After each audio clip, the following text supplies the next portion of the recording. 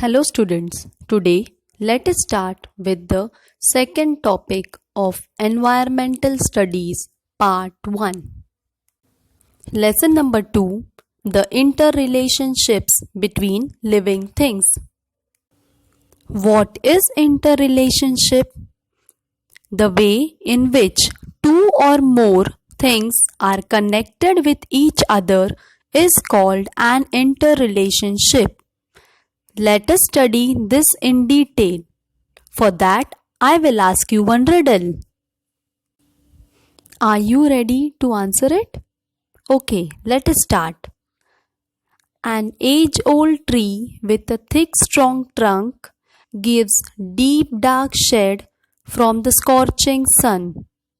Like an old man's beard with many strands, it has ropes for swinging from every branch. Can you answer it? Okay, let me give you a hint. Which is this tree in the picture? Yes, y'all are right. This is a banyan tree. I hope you all have seen this. It is a very huge tree. As you know, students, trees are our best friends. They provide us with many things. Plants in our surroundings are useful to us in different ways. Let us see. Beetlevine leaves. It strengthens your gum, treats indigestion, constipation, congestion, cough and asthma. Flame of the forest. It is also called as pallas. It helps you in the treatment of fever, skin disorders, eye diseases and diarrhea. Fenugreek. It is also called as methi. I hope you all know this. It helps in digestive problems, reduce fat mass, maintain liver and kidney health, reduce muscle pain and fever. Vasaka. It is also called as Adulsa. It helps in the treatment of cold, cough and asthma. Curry leaf plant. It helps in the treatment of anemia, diabetes, indigestion, obesity, kidney problems, hair problems and skin problems. Dear children, as you all know, we have many needs like food, water, air, clothes and shelter. All these needs are met in our surroundings. In fact, food, water, air are the basic needs of all living things. They are all fulfilled in the environment. Can you all live without food, water, air? No. But there are differences in the needs of each kind of living things. For example, the water that a mouse drinks in an entire day, that is in a whole day, would not be enough for an elephant even at one time. As you all know, elephant is a very huge animal. A mouse is a very small animal. So, elephant is going to drink more water than the mouse. Students, you all know that butterflies feed on the nectar of flowers. Nectar means sugar-rich liquid produced by plants. But can a frog do the same thing? No. A sheep eats the leaves of shrubs. Can a tiger do the same thing? Have you ever seen a tiger eating leaves? No. A fish can breathe in water. But can a pigeon do that? No, a pigeon cannot. Bulrushes grow in water. Can a lemon tree do so? Can it grow in water? No, it cannot. This means all living things on the earth are different. Their requirements are different. So let us try one activity to prove this. You all are going to do this activity at your home, okay? Let us start. Take two small boxes or pots. Label them as box 1 and box 2. Fill them 3/4 with soil. Make the soil moist enough to sow seeds. Sow 2 sprouted mudki seeds in each box. Give 2 spoons of water to the soil of box 1 only once every day. Okay? Next, give 4 spoons of water to the other box 4 times a day. Do this continuously for 6 days. Okay? After some days, what will you see?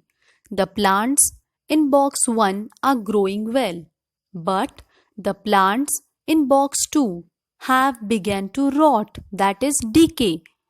What does this tells us? This means plants that are not aquatic plants cannot grow in marshy areas, that is muddy areas. If they get more water than they need, they rot.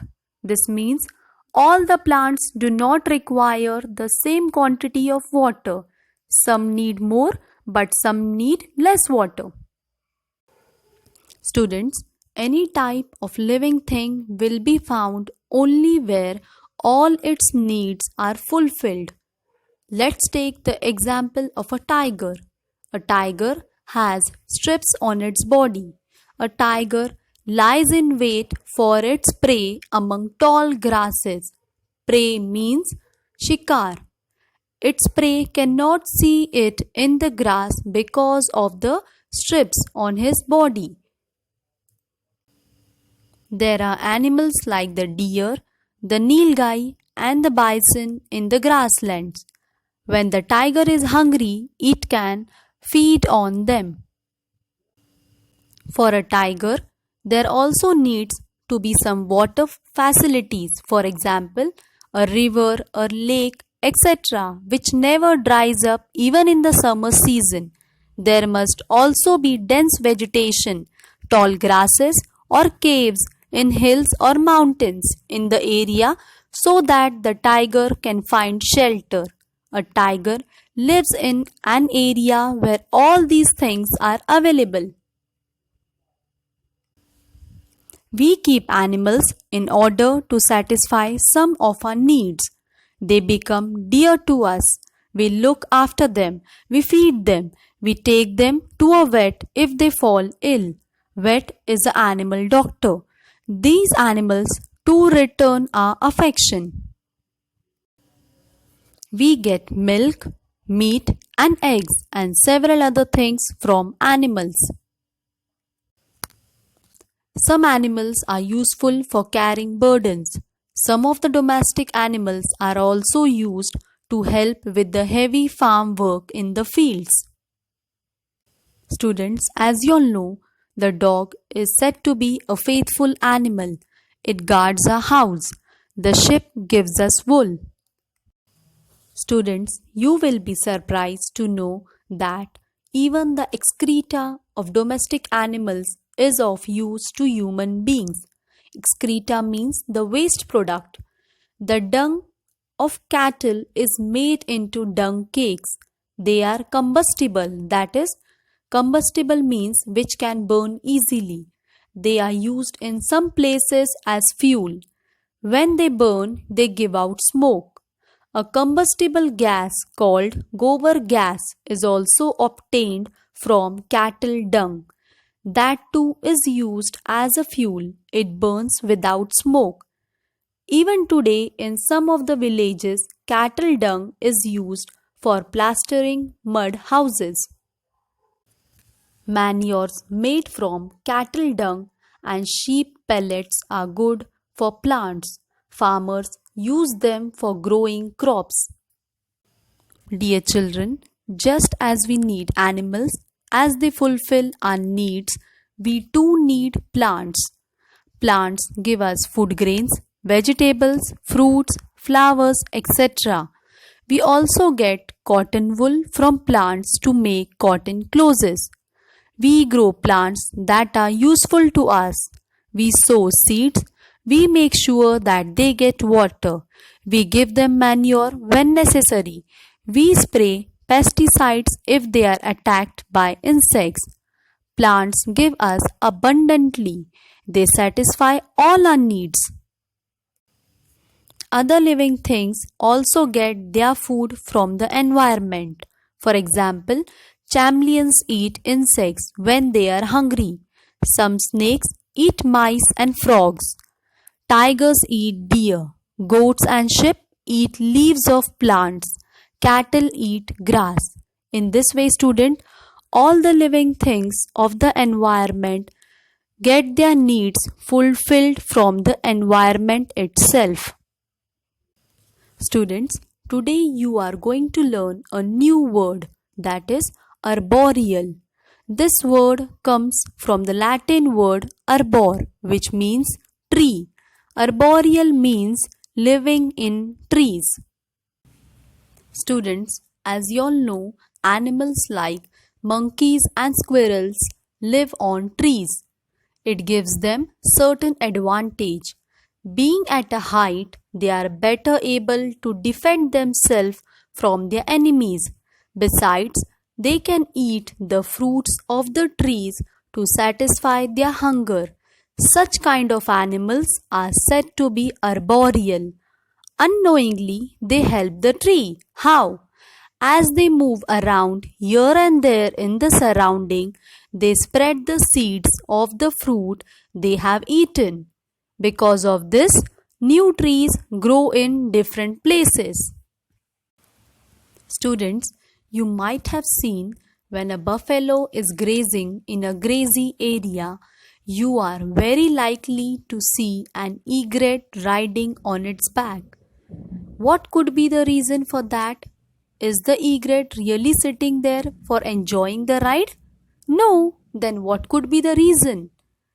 A certain kind of egret feeds on different kinds of insects.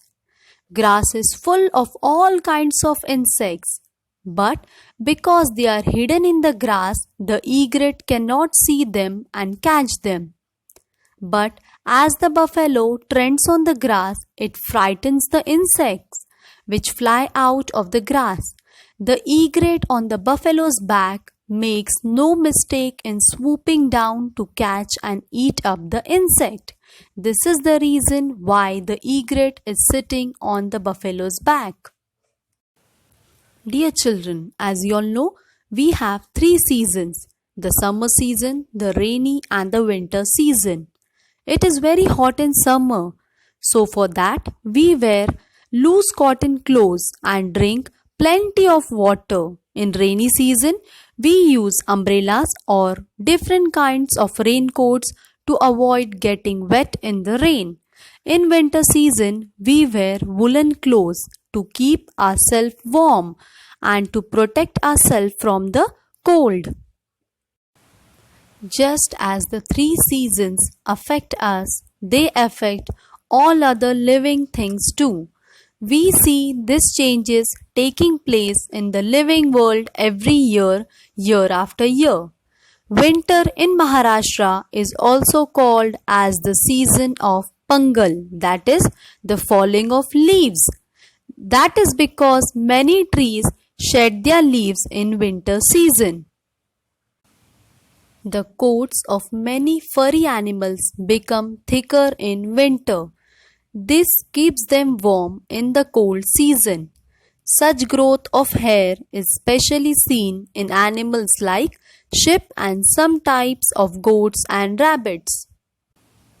The end of winter is also the time for the mango trees to start blossoming.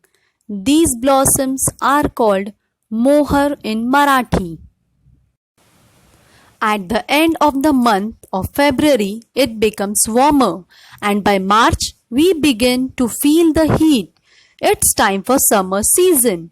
In this season, many trees get new leaves. The newly leaves are reddish and shiny while they are tender, but their color changes to green as the leaves grow bigger. The call of the koel bird is heard in many places. In summer season, the market is full of mangoes and watermelons for us to buy. Although mango trees grow all over Maharashtra, The Konkan region is particularly famous for its mangoes. It is also the season for cashew nuts. The red-yellow cashew apples can be seen growing on the cashew trees on the hillsides in the Konkan region. In June, black clouds make their appearance. The rainy season is on the way. By this time, we begin to get jackfruits, jamuns, and karvandas in the market. The seeds of grass and other plants lie scattered all over the ground. They sprout and start growing as soon as it begins to rain. It becomes green everywhere. This greenery is soothing, that is calming, after the hot summer months. Sometimes we can even see the rainbow with its 7 colors in the sky. Dear children, how many of you like this animal? Okay, let me tell you some interesting fact about this animal. During the rainy season, you might have seen many frogs. We hear the loud noise of frogs croaking all together. But as the rainy season ends, it is the time for winter to come back. It gets colder. This is not good for the frogs. They go deep under the ground for a long period to have a rest, which lasts for 7 to 8 months. Isn't this interesting? Students, we depend on agriculture for food. The different seasons, summer, winter, and the monsoons, are the time for doing different tasks in the field. In this way, we end up with the lesson, the interrelationship between living things.